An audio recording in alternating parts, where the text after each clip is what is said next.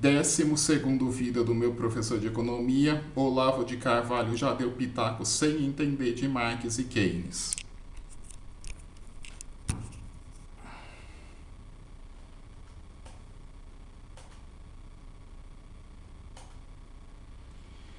Bom, como todos vocês devem saber, o Olavo de Carvalho é o atual mentor intelectual do atual presidente da República.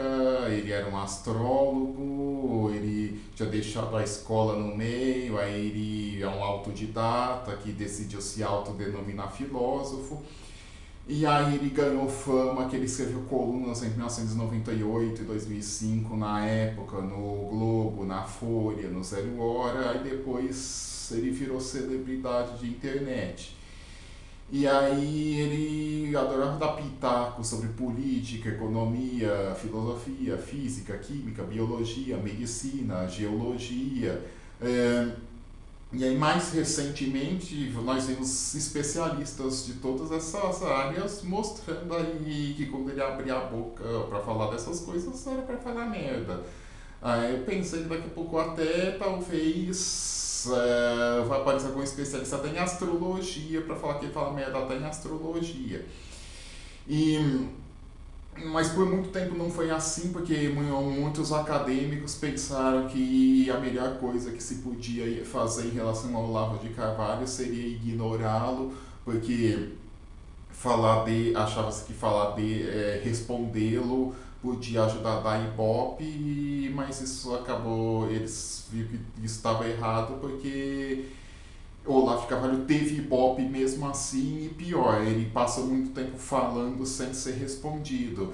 E aí muita gente decidiu respondendo quando o estrago já estava feito. Aí eu recomendo ver um vídeo do Henri Bugalho, que eu deixei um link na descrição, um vídeo que ele faz uma coletânea geral aí das bobagens que o Olavo de Carvalho fala sobre cada assunto, e um texto meu na Voyager que sobre isso que eu também deixei o link na descrição.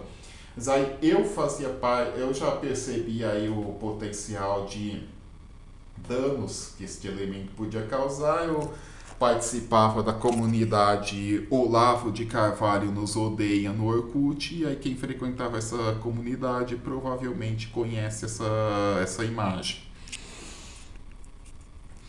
E o que tem uma das bobagens mais bizarras do olavismo é essa ideia de que o nacionalsocialismo era de esquerda.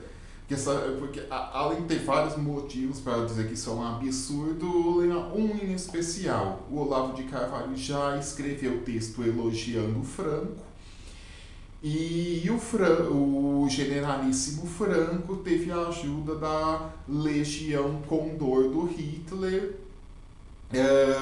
para tomar o poder, para ganhar a Guerra Civil Espanhola. Ou seja, a Legião Condor deve dar um nó na cabeça das Olavetes, porque como assim? O Olavo de Carvalho gosta do Franco, mas o Franco teve a ajuda do Hitler para tomar o poder, mas se o Hitler era de esquerda, quer dizer então que o Olavo de Carvalho é de esquerda? Bom, deixa isso para lá, agora falar sobre o assunto principal do vídeo, que é quando o Olavo de Carvalho resolveu se meter a falar de Marx e Keynes quando ele tinha a coluninha dele na revista Época. Aí, da coluna da Época, 16 de dezembro de 2000, chamada Idolatria de Mercado, que ele escreve: Marx ficou tão deslumbrado quando descobriu o suposto fetichismo da mercadoria que não percebeu que as coisas só podem ser quantidades abstratas ou puras mercadorias do ponto de vista de quem vende, jamais de quem compra. Para estes, elas são bens concretos, bens de uso e consumo. Um menino não compra uma bola porque é mercadoria, mas porque é bola. Uma mulher não compra um vestido porque vale X ou Y no mercado, mas porque agrada aos seus olhos, ao do marido e à da roda de amigos a quem deseja impressionar. Bom, essa aqui, principal obra do Marx, O Capital. Essa aqui que eu tô na mão é a da edição 2017 da Boitempo, que eu comprei por uns 200 e não sei quantos reais na Amazon. Eu vou pegar aqui, livro 1,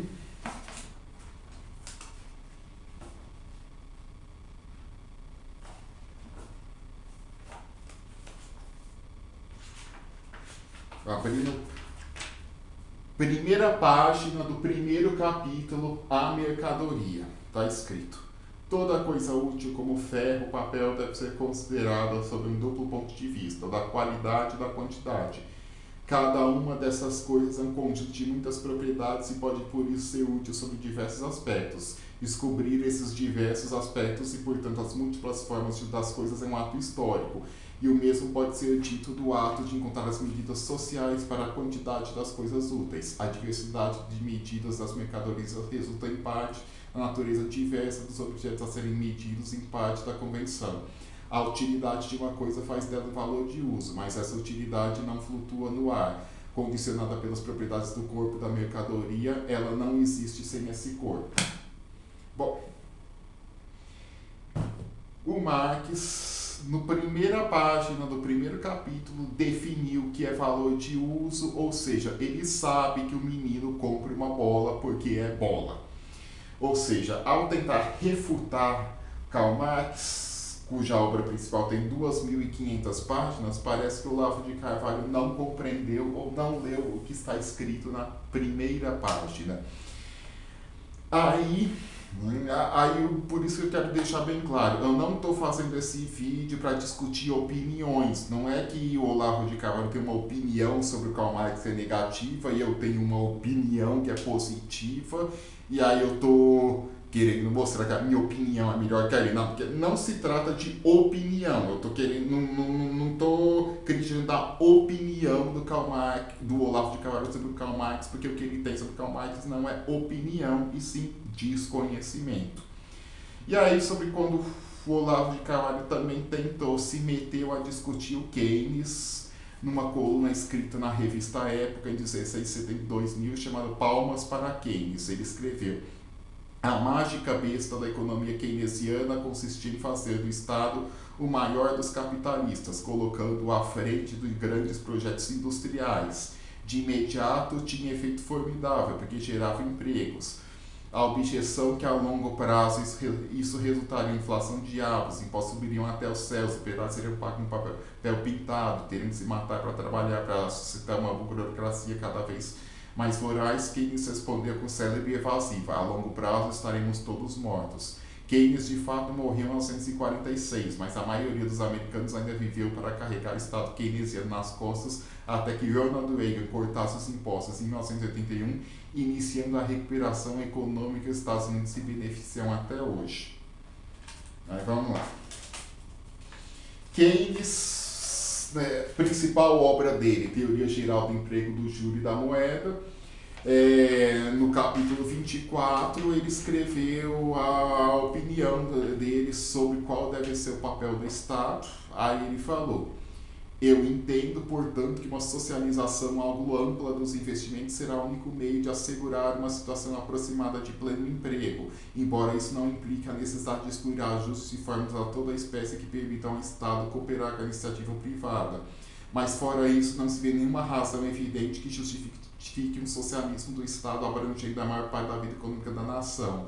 Não é a propriedade dos meios de produção que convém ao Estado assumir. E aqui ele ainda fala: porém, acima de tudo, o individualismo, se puder ser purgado de seus defeitos e abusos, é a melhor salvaguarda da liberdade pessoal, no sentido que amplia mais do que qualquer outro sistema o campo para o exercício das escolhas pessoais.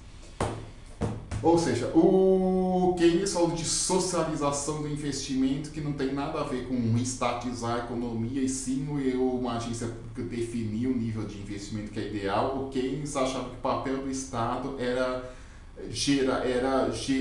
corrigir problemas de insuficiência de demanda e ponto final. Keynes não achava que o Estado tinha que ser proprietário dos meios de produção, igual ao regime soviético. Ou seja, o Keynes não achava que o Estado devia ser o maior dos capitalistas, diferente do que o Olavo falou, e essa história de que eu falo que o Olavo diz então que os Estados Unidos passou a ter uma recuperação econômica depois que parou de praticar políticas keynesianas? Não foi isso que aconteceu. A era de ouro da economia keynesiana nos Estados Unidos foi entre nos anos 50 e 60 e foi o tempo que os Estados Unidos tiveram a maior taxa de crescimento do PIB de sua história.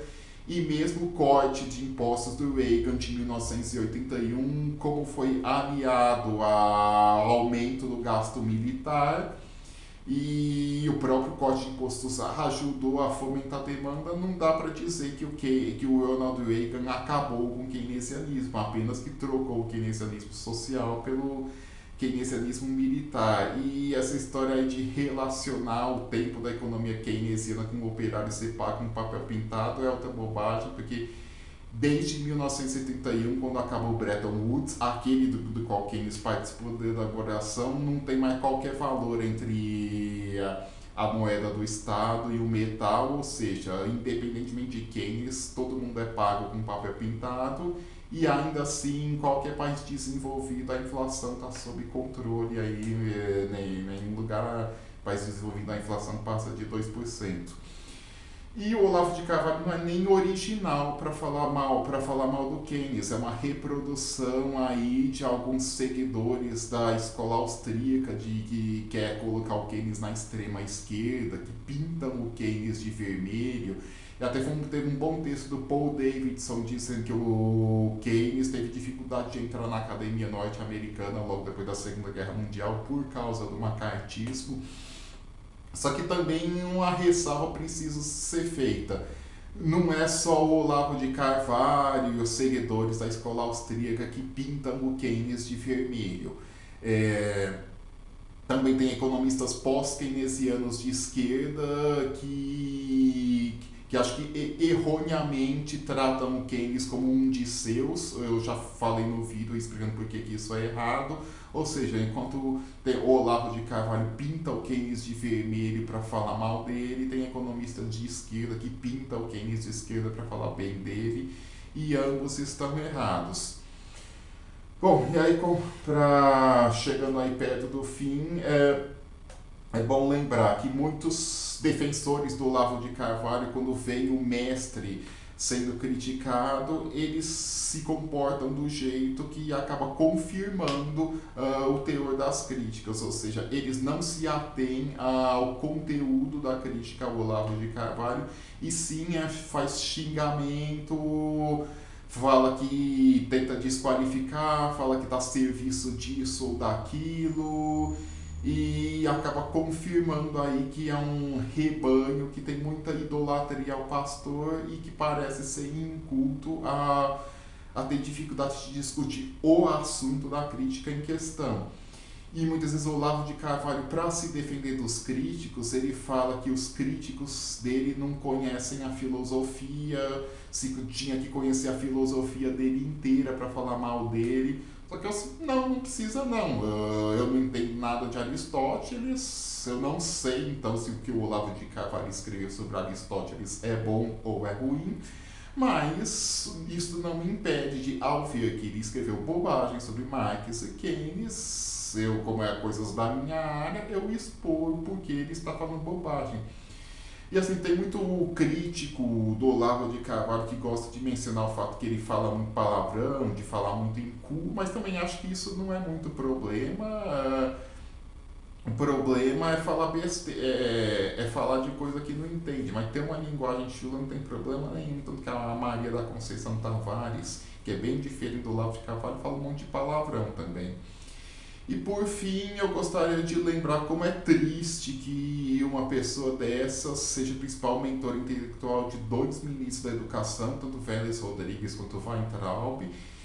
E é triste pensar assim que quem está cuidando da educação do Brasil tem como mentor intelectual gente que difunde coisa como o aquecimento global não existe, de que criacionismo é algo sério, de que a Pepsi-Cola está usando células de fetos abortados como adoçante, de que combustível fóssil não existe, e também essas coisas aí que eu falei que mostrou de desconhecimento de economia política. Então isso é mais um dos motivos para ir para os protestos de 13 de agosto pela educação, que coincidentemente cai bem no dia do economista.